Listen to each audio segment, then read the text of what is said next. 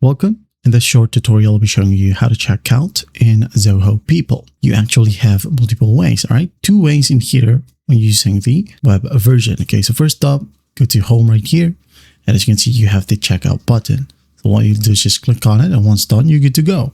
Other option is by going to attendance in the left panel. All right, and as you can see here at the top right, you have the checkout button as well.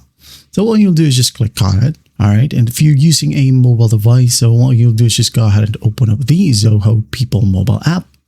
And then, just like what we did right here, just use the attendance tab and the checkout button will be available as well.